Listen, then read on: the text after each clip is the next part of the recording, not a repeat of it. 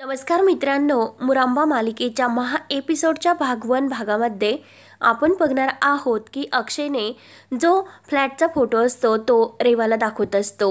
रमाने काही बघितलेलं नसतो तेव्हा रेवा तर म्हणते खूपच छान आहे, मला तर खूपच आवडेल. तेव्हा अक्षय म्हणतो की हा तर तुझ्यासाठीच फ्लॅट मी घेतलेला आहे आणि तो सुद्धा भाड्याने. तेव्हा लगेच रमाही अक्षयकडे बघत असते.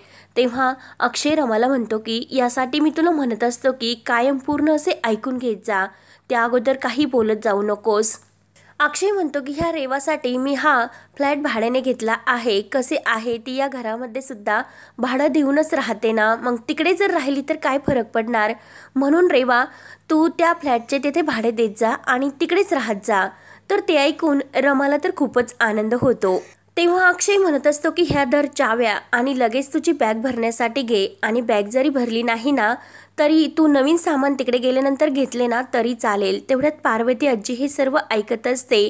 तर ते अक्षयचे बोलणे ऐकून रेवाचा मात्र खूपच जळफळाट होत असतो. रमा तर खूपच खुश होते आणि तुम्ही जे म्हणता ना ते एकदम योग्य आहे असे खुश होऊन ते अक्षयला बोलते. तर लगेच पार्वती आजी पुढे येते आणि अक्षयला म्हणते की अक्षय काय बोलतोस तू हे सर्व, रेवा आपल्या फॅमिलीचाच एक भाग आहे ना, मग तू का तिला घराबाहेर काढतो. अक्षय म्हणतो की आजी कधीपासून ती आपल्या घराचा भाग बनली ग, आणि तिला काही स्वाभिमान वगैरे आहे की नाही, असे कित्येक दिवस ती आपल्या मुकादमांच्या घरामध्ये राहणार. रेवा म्हणते की अरे अक्षय तसे काही नाही रे. तेव्हा अक्षय म्हणतो की अगं असेच आहे, आणि आजी तूच सांग मला, भाडं देऊन ती आपल्या घरामध्ये कितीक दिवस राहणार. तिला पण स्वतःचा स्वाभिमान आत्मसन्मान आहेच ना, आणि ती असे कितीक दिवस हे आपल्या घरामध्ये राहून तिला पण स्वतःचं फ्रीडम आहेच ना. आणि खास म्हणजे तिला हा फ्लॅट तर खूपच आवडला, ती स्वतःहून मला हे तिने सांगितले. त्यावर लगेच रेवा म्हणते की अरे अक्षय तुला माझी काळजी आहे म्हणून तू हे सर्व करतोस ना रे. तेव्हा अक्षय म्हणतो की अगं तुझी काळजी का असणार, मला फक्त आमची काळजी आहे, त्यासाठी हे सर्व करतो मी. तर रेवा आणि पार्वती आजी यांची बोलतीच बंद होते. अक्षय म्हणतो की कसे आहे रेवा, तू जर ह्या घरातून निघून गेली ना तर आम्हाला त्रास होणार नाही, माझी बायको तरी सुखात राहील, आम्ही सर्वजण खूप सुखात राहू. रमाला तर खूपच आनंद होत असतो. अक्षय म्हणतो की ही माझ्या बायकोची आयडिया होती म्हणून मी हे सर्व करतो. तेव्हा रमा म्हणते की हो ना, खरंच बरोबर आहे, ती आपल्या घरामध्ये भाडं देऊनच राहते आणि ती येथे तिला आपला त्राससुद्धा होतो, म्हणून ती आपला त्रास होऊ नये म्हणून दुसऱ्या घरामध्ये राहू शकते, तेथे सुद्धा ती भाडं देऊ शकतेस ना. आणि तुझ्या नवीन घराच्या भाड्याच्या घरातून तुला कोणी हाताला धरून घराच्या बाहेर सुद्धा काढू शकणार नाही. तेव्हा अक्षय म्हणतो की घ्या रेवा, ह्या चाव्या घ्या. पार्वती आजी म्हणते की अरे अक्षय इतकी घाई का करतोस, शशिकांत येऊन त्याच्याशी आपण चर्चा करू, मग हे सर्व निर्णय घेऊ. तेव्हा लगेच अक्षय म्हणतो की घ्या, त्या माणसाची काय चर्चा करायची, आणि हा खरंच आपल्या घरापासून लांब आणि खरंच खूप चांगला फ्लॅट आहे, आपण नक्की रेवासाठी तो घेऊन टाकू. तेव्हा पार्वती आजी रागाने म्हणते की अक्षय घाई करू नकोस इतकी, आणि हा विषय येथेच संपला, असे बोलून ती आतमध्ये निघून जाते. तेव्हा रेवा ही अक्षयच्या हातातील चाव्या घेते आणि चुकचुक करत लगेच त्या चाव्या टेबलवर फेकून देते, आणि लगेच तेथून रमा आणि अक्षयकडे बघत निघून जाते. तर अक्षय म्हणतो की रमा काही हरकत नाही, थांब. त्यानंतर इकडे आनंद हा ढोल ताशाच्या पथकाला फोन लावतो आणि माझ्याकडे खूप मोठं असं सेलिब्रेशन आहे, त्यामुळे तुमचा ढोल ताशात पथक हे मला लागेल, आणि उद्या नाही तर मला आजच लागेल, आणि एक्स्ट्रा तुम्हाला जास्त चार्ज सुद्धा भेटेल, कारण कार्यक्रम हा दणक्यात नाही तर दणक्यात गाजला सुद्धा गेला पाहिजे. त्यानंतर इकडे रेवा ही आपल्या रूममध्ये खूप टेन्शनमध्ये एऱ्याझऱ्या घालत असते. रमा येते, रेवाला विचारते की अगं रेवा झाली की तयारी तुझी. रेवा म्हणते की अगं तू माझी मैत्रीण आहेस ना, मग माझ्याशी असे का वागतेस ग. रमा म्हणते की अगं मी असे मुद्दाम नाही करत, आणि मी असे का वागते, तू अशी का वागते हे तुला सुद्धा चांगलीच माहिती आहेस, आणि हा निर्णय माझ्या स्वतःचा नाही ग, तू या घरातून निघून जावे असं यांना सुद्धा वाटते, आणि आता यांनाच तू या घरामध्ये नकोय तर मी काय करणार ग, आणि तुला सुद्धा वाईट नाही वाटत का दुसऱ्याच्या घरामध्ये असे राहण्यासाठी, काहीच नाही वाटत का ग. आणि आता बाद झाले, प्रत्येकाच्या पायावर पाय देऊन तू या घरामध्ये स्वतःच्या पायावर तू उभी राहिली, त्यामुळे आता बाद झाले, स्वतःच्या घरी जा आणि स्वतःच्या पायावर उभे राहण्याचं शिक. रेवा म्हणते की रमा हे घर माझं आहे. तेव्हा रमा म्हणते की अगं असेच असते तुझे, तुला जर बोट दिले ना तू हातच धरत असते. रेवा म्हणते की हो धरलाय मी हात अक्षयचा. तेव्हा रमा म्हणते तू एकटीच कसली हा विचार करतेस ग, आणि हे खेळ मी नाही खेळत, तू स्वतः खेळतेस. हे सर्व तुझ्या मनाचे भ्रम आहेत, असे काहीच नाही. तू या घरातून जावे असं यांना सुद्धा वाटते. म्हणते की हे घर माझं आहे आणि या घरामध्ये येऊन राहणारच मी. तेव्हा रमा म्हणते की अगं ये, पण कधीही पाहुण्यासारखं. कायमचं राहण्यासाठी मात्र येथे येऊ नकोस. आणि आता जा, खूप वेळ झाला. म्हणून रमा रेवाची बॅग घेते आणि स्वतः ती बॅग भरू लागते. रमा म्हणते की अगं रेवा, कपडे तर लागणारच तुला. तुझ्या मम्माने तिकडे तुझ्यासाठी रूम वगैरे ठेवली की नाही काय माहिती, त्यामुळे कपडे तरी घेऊन जा. तेवढ्यात सीमा आणि आरती येतात आणि अरे बापरे, पॅकिंग चालू आहे असे वाटते. सीमा म्हणते की पाहुणे गावाला चालले वाटतं. तर आरती म्हणते की हो, आपण सुद्धा पाहुण्यांची बॅग भरण्यासाठी मदत करू. तर आरती सुद्धा रेवाचे कपडे पॅक करण्यासाठी रमाला मदत करू लागते. त्यानंतर इकडे पार्वती आजी आपल्या रूममध्ये टेन्शनमध्ये आलेली असते आणि अक्षयने असा डाव खेळला की तो रेवाला या घरातून बाहेर काढणारच.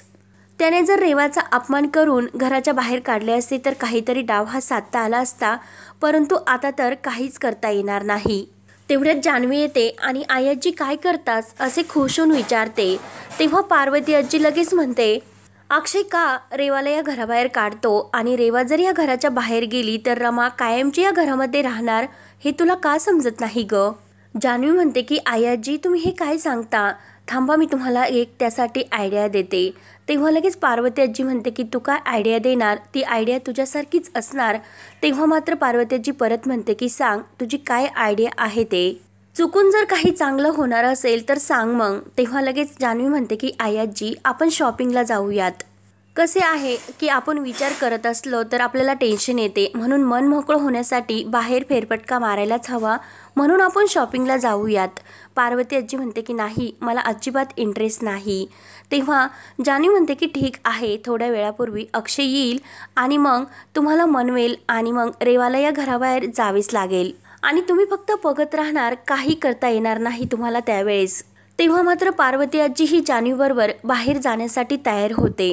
त्यानंतर इकडे सीमा, आरती आणि रमा ही रेवाची बॅग पॅक करून तयार होतात आणि खूपच खुश होत असतात. आणि रेवा हे बघ, तुझी बॅगसुद्धा भरून झाली, चल आता.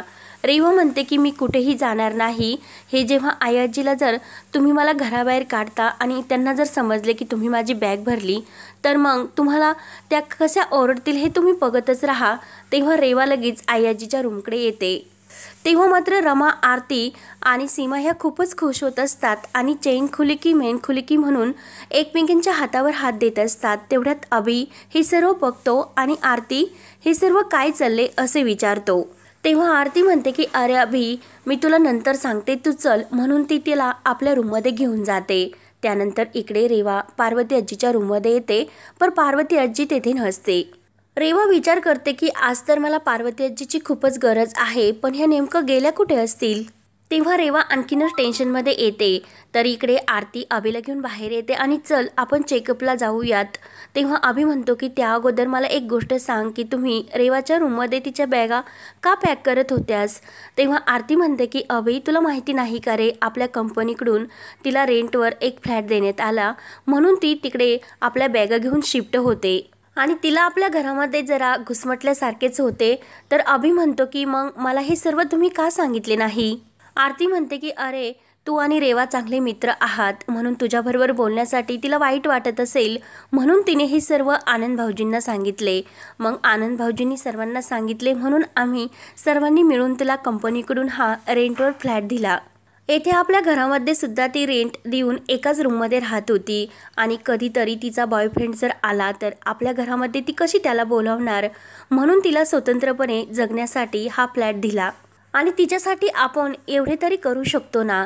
तेव्हा अभि म्हणतो की हो, तुमची ही कल्पना खूपच छान आहे. अभि म्हणतो की मी तिला भेटतो आणि आपण नंतर लगेच निघूयात. तर आरती म्हणते की नाही, अरे चेकअपला खरंच उशीर होत असेल, तू नको ते रेवाला भेटायला जाऊ. आत्ताच थोडीच जाणार ती, आणि जरी गेली तरी ती अधूनमधून तुला भेटण्यासाठी नक्कीच येईल, कारण आपल्या घराचे दार हे सर्वांसाठी उघडेच असतात. अभि म्हणतो ठीक आहे. तेव्हा आरती लगेच तिची पर्स आणि फाईल घेण्यासाठी रूममध्ये जाते. त्यानंतर इकडे सीमा ही किचनमध्ये असते तर आनंद आणि रमाकांत काका तेथे येतात. आनंद म्हणतो की आई, आता आरती ही आबीला घेऊन हॉस्पिटलला गेली आणि जान्हवी ही आजीला घेऊन बाहेर शॉपिंगसाठी गेली. आता फक्त आपल्यापुढे एकच प्रश्न राहिला, तो म्हणजे बाबा. तेव्हा रमाकांत काका म्हणतात की हो, पण दादाचा हा गप्प बसणारा नाही, त्याने काहीतरी असा मोठा प्लॅन तयार केलाच असणार. जान्हवीने सांगितल्याप्रमाणे रेवाने दादाला नक्की काहीतरी सांगितले असणार, म्हणजे दादा नक्की काहीतरी मोठा प्लॅन रेवाला या घरामध्ये ठेवण्यासाठी करणारच. तेव्हा सर्वजण विचार करू लागतात. त्यानंतर इकडे शशिकांतने एका माणसाला घरी बोलावून घेतलेले असते आणि त्याच्याकडून काही ड्रग्स हे तातडीने तो मागवून घेतो. त्यासाठी एक्स्ट्रा असा चार्जसुद्धा तो त्या माणसाला देतो आणि ते ड्रग्स असे हवेत की ते सापडल्यानंतर माणूस लगेच जेलमध्ये जाईन असे पाहिजेत. तेव्हा तो माणूस तयार होतो तर शशिकांत त्याला पैसे देतो. तो माणूस निघून गेल्यानंतर शशिकांत लगेच पोलीस स्टेशनमध्ये इन्स्पेक्टर साहेबांना फोन लावतो आणि माझ्या फॅमिलीबद्दल सांगण्यात मला वाईट वाटते, कारण माझी सून आणि माझी फॅमिली हे ड्रग्स विकतात आणि तुम्ही जर लगेच कडक कारवाई केली तर तुम्हाला ते नक्की या घरामध्ये सापडू शकतात. तर रमाला जेलमध्ये टाकण्यासाठी शशिकांतचा हा नवीन एक प्लॅन असतो. त्यानंतर इकडे रमा किचनमध्ये असते तर अक्षय आपल्या हातामध्ये पेड्याचा बॉक्स घेऊन येतो. रमा म्हणते की तुम्ही जास्त नका खाऊ की तुम्हाला शुगर आहे आणि ती आणखीन वाढेल.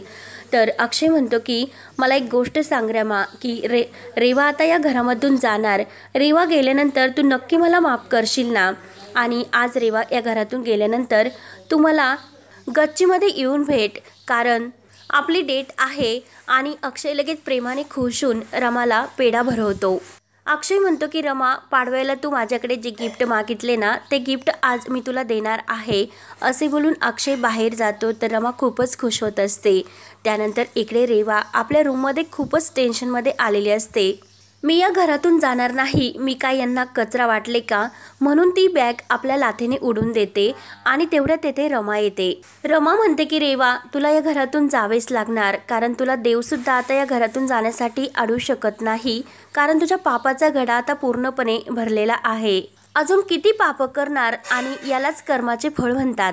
आणि आठव एकदा की तू मला या घरातून बाहेर काढण्यासाठी काय काय प्रयत्न केले, यांना आणि मला वेगळं करण्यासाठी किती प्रयत्न तू करत आलीस. आई आजी आणि बाबा यांना हाताशी धरून तू किती कारस्थान रचलेस, आणि एवढ्यावरच तू थांबली नाही तर तो फोटो दाखवून माझ्या मनामध्ये यांच्याविषयी गैरसमज वाढवले. तर हा भाग येथे संपतो. पुढील भागामध्ये काय काय होत राहणार हे एपिसोडच्या भाग 2 भागामध्ये बघूयात.